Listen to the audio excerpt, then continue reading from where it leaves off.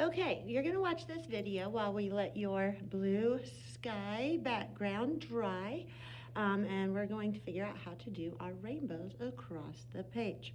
Now again, with our rainbow colors, we're going to use ROYGB and then V. We're going to skip the indigo this time, then we're just going to go with blue and purple. Now, when you get back to your table, you're going to use a large brush for this. And what you're going to do is you're going to get your colors that you need, and you're going to go from one side of the paper all the way to the other side. I would start very high up on my paper so that you have a room for all the colors of the rainbow going down. Make sure your paper is landscape style so it's nice and wide so you have a big rainbow across instead of portrait style where you would have a tiny short rainbow. What you're going to do is you're going to take your first color, which is R for red, and you're going to start towards the top, and you're going to go on one side of the paper, and you can curve it however you want. Mine's a little bit straight, that's okay. And I'm going to kind of curve it around. I'm using nice big brush strokes, and it goes from one side of the paper all the way across to the other side of the paper. Once you've got your red down, you're going to want to wash your brush really, really good. And then I always wipe it off on my paper towel or on my towel because sometimes there's paint left on there and you want to get that extra paint off of there so it doesn't get into the next color. So after red, you're going to go to O, R-O, which is orange, and you're going to make another stripe under the red. Now if you get really close to the red and the orange might mix a little bit. That's okay. I just try to stay out of the red as much as I can while I make my next stripe across my paper.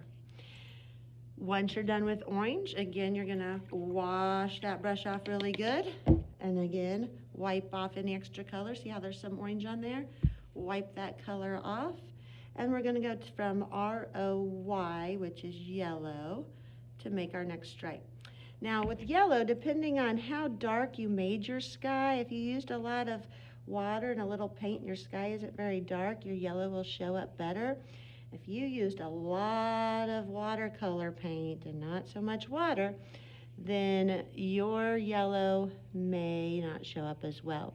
Now with the yellow, be careful. Try not to get it in the orange as much as you can. Mine's kind of mixed together there a little bit.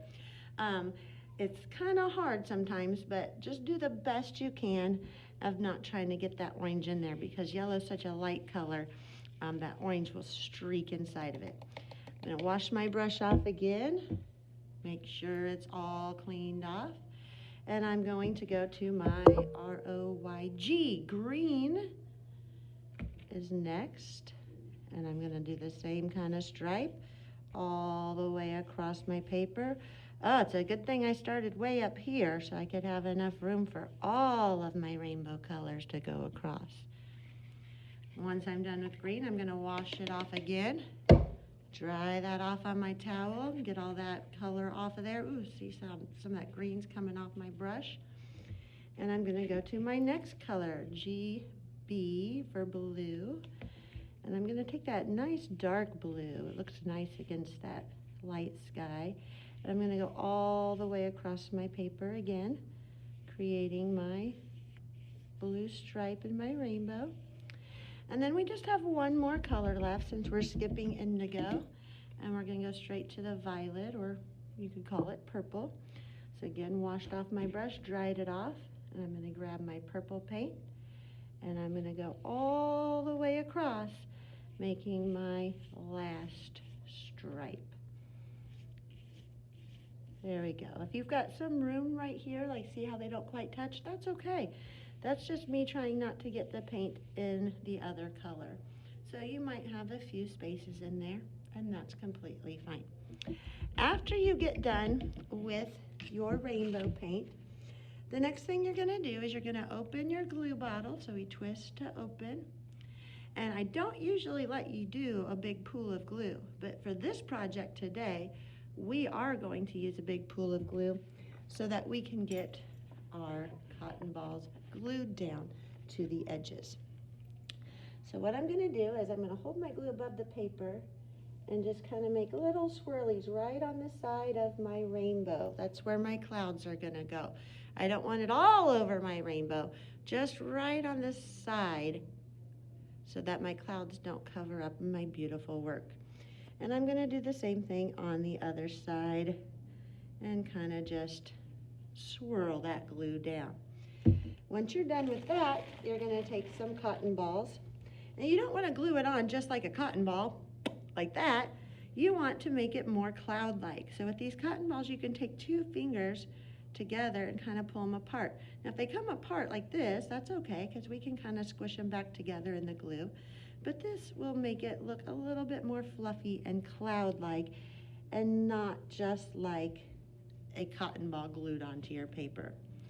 So again, I'm gonna just take my fingers and stretch out my glue, or not my glue, crazy, my cotton balls, and then I'm gonna stick them right to that glue. Now if you don't get them in the glue, they're probably not gonna stick on. So if you need more glue, you can always add a little bit, but I should have enough right here for my last cotton ball to be glued down. Once you're done with that side, you're gonna go to the other side and do the same thing, pulling your cotton ball apart. Ooh, this one's very stubborn. Kind of pull them apart and see how it kind of came apart. I just kind of crinkle it back up and then stick it right in the glue like that. Be careful not to drop your cotton balls on your wet paint. I've done that before and it kind of made my cotton ball a little bit sticky and gross. So I'm just gonna be careful when I do this and try not to drop it.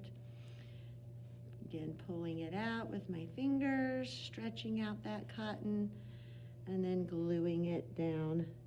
I can probably fit one more cotton ball on there where there's a little bit of glue left on my paper. And then when you're done with your rainbow, you're gonna wanna use 2 hands underneath to take it over to the drying rack and set it up there to dry.